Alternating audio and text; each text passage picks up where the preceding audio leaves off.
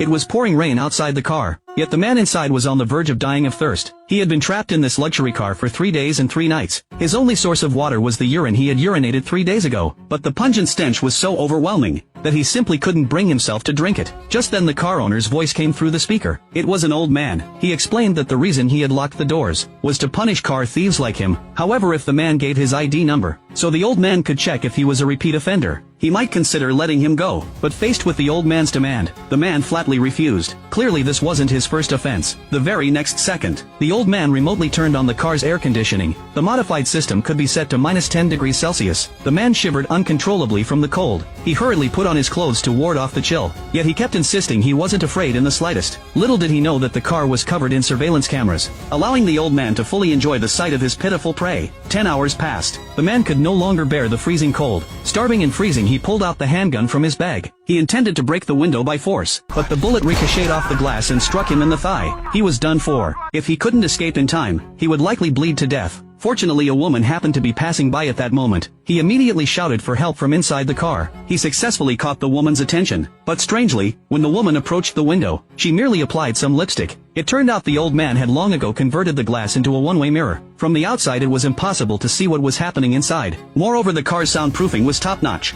so the gunshot from earlier wouldn't have attracted any attention from passers-by. The man had no choice but to take off his shoelaces. He used them to tie off the wound and temporarily stop the bleeding. He begged the old man to let him out. He also said he was willing to go to the police station and turn himself in. As he spoke, he did as the old man asked, and gave him his ID number and name. He thought that at least this would save his life, but instead the man hung up the phone. Left in despair, the man gradually lost too much blood and passed out. But when he woke up again, he discovered that the bullet in his foot had been removed, and all his wounds had been bandaged. He realized the tycoon must have come to the car, but he couldn't understand why the man wouldn't let him go. Just as he was puzzling over this, the tycoon called again. Angrily, he stated that he had checked the man's ID, and discovered he was a thief who had been to prison 3 times. To teach him a lesson, the old man decided to give him a severe punishment. As soon as he finished speaking, the car started automatically, and drove straight out. The man never would have imagined that the old man could remotely control the car. The car sped up to 120 miles per hour. The man was so nervous his heart felt like it was about to jump out of his chest. However, the wealthy man and expert driver managed to avoid hitting anyone, despite the wild ride. Instead, he drove straight to a parking garage. The man remembered that the roof of the building was an open space. He instantly realized something was terribly wrong. As he watched the car get closer and closer to the roof, the man begged for mercy with all his might. But the tycoon didn't care about any of that.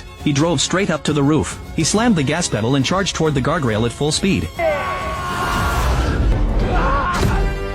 When the man woke up again, it was already the next day. The tycoon kindly woke him up with an alarm clock. He told the man that he didn't want to kill him, because death isn't the greatest punishment. Living in agony is. The man looked around warily. Suddenly he realized they were near the elementary school his daughter attended. When the tycoon spoke his daughter's name, the man's heart sank completely. It was just after school. His daughter had left school and was riding her bike home, but the despicable tycoon maneuvered the car to tail her. This bastard actually wanted the man to watch his own daughter get run over and killed by him. The man apologized frantically. He offered to do anything the tycoon asked, but no matter how he pleaded, the tycoon kept accelerating toward his daughter. Terrified, she tried to run away, but on the road there was nowhere for her to escape. At the critical moment, the man grabbed a gun and pointed it at his own head. If the tycoon dared to hit her, he would shoot himself first. And just as the car was about to strike her,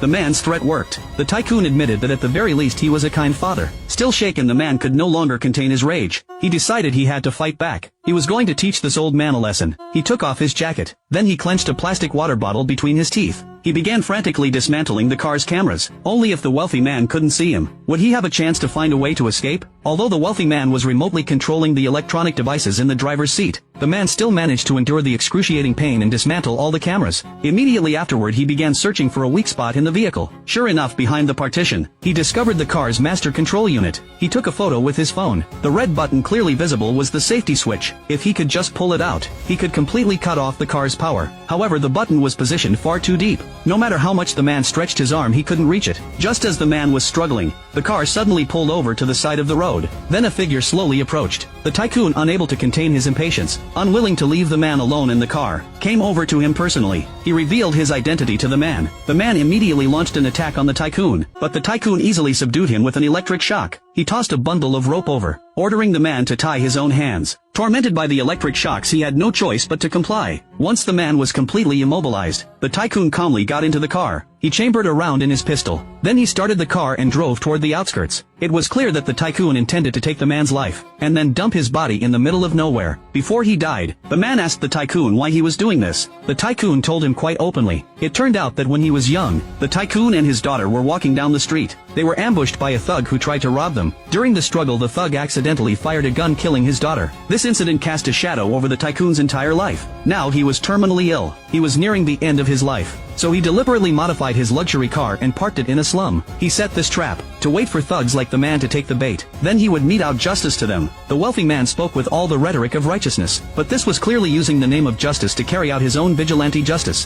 The man was furious. He raged against the spirit of the wealthy man's daughter in heaven. He absolutely refused to agree with such a vicious act. While cursing the tycoon, the man struggled to reach the emergency switch with his foot. Finally, as they drove along a mountain road, he managed to cut the power. Instantly, the car lost power and veered off the road, plunging straight toward the cliff. After rolling several times, the car came to rest on the ground. When the man woke up, he found the old man had already passed out. He frantically rubbed and tugged at the ropes binding him. He managed to free his hands just before the old man woke up. Then he vented all his pent-up anger on the old man. But he knew there was no point in doing any more to this dying man. As he watched the car catch fire, he found a hammer in the old man's bag. Then he began frantically pounding at the crack in the rear window. After a great deal of effort, he finally managed to smash a large hole in the glass. And just like that, the man escaped with his life at the last possible moment. He left the despicable tycoon to be buried along with his car. Having survived this ordeal, the man resolved to turn over a new leaf.